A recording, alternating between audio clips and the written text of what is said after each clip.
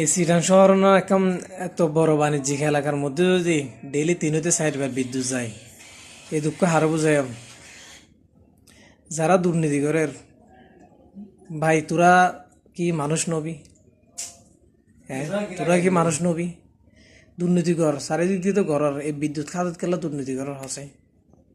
হ্যাঁ, দুর্নীতি করত তো করার ঠিক আছে, অন্তত আর বিদ্যুৎ করার 100% শিওর করছো না বা আজিওর।